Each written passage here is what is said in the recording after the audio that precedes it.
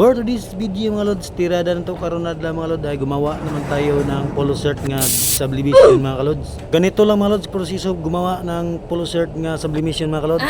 Tara mga lods, samahan niyo kami, let's go. Nang tirada to mga lods, magkuha tag tila nga puti mga lods atong ibutang sa heat press mga lods.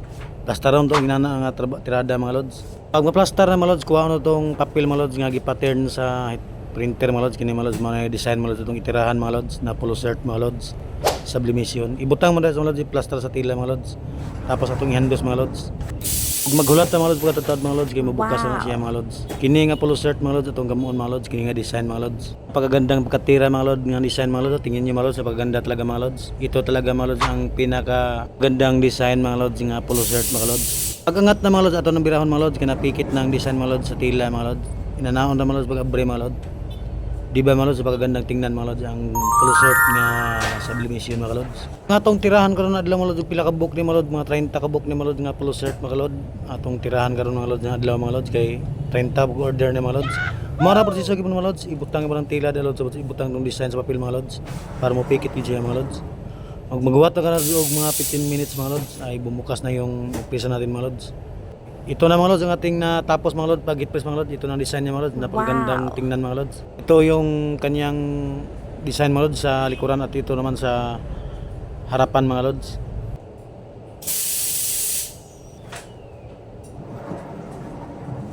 Pag muangat na lods yung ipresan mga lods, ato nang kuhaon mga lods, kaya kana siya mga lods, marag okay na siya mga lods, pikit na yung design mga lods sa tila mga lods. Inana lods kadali mga lods kung paano gawin o magama ng polo shirt na sublimation mga lods.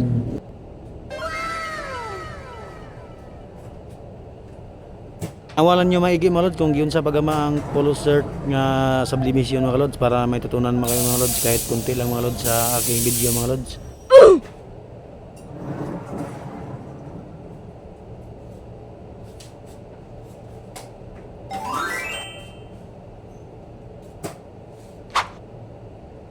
Kaya natapos naman nato mga lods ang t-shirt mga lods, ato namang isunod yung bukton niya mga lods, gining bukton niya mga lods, muna yung bukton mga lods sa polo shirt na to mga lods nga sublimation mga lods.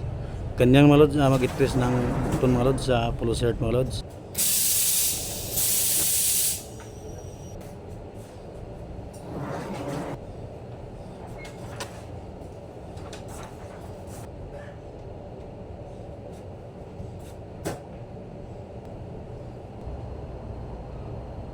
Ug natapos ta mga lods pag press sa polo shirt og atong bukton niya mga lods, ato na ba ni lods atong pasaron ni mga lods kaya ato na pong katingon ni og guntingon mga lods para maporma na siya mga lods og polo shirt para mabuo na siya mga lods. Ato na ning pasaron mga lods nani kadagan mga lods ang git press mga lods nga polo shirt mga lods.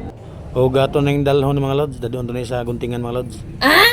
Kaya ato na katingon mga lods para maporma na siya mga lods. Nani ra mga lods ang proseso mga lods sa paggama og polo shirt sublimation mga lods. Wow.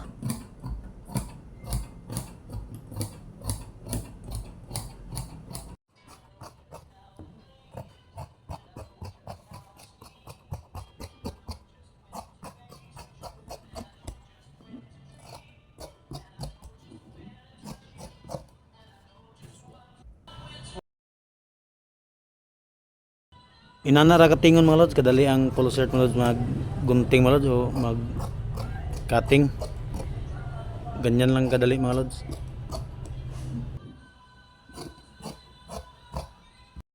Ayan mga lods, tapos na yung mga lods pag cutting mga lods, amaw na yung likodan mga lods, amaw na may atubang niya mga lods, atubang niya ni mga lods ganyan.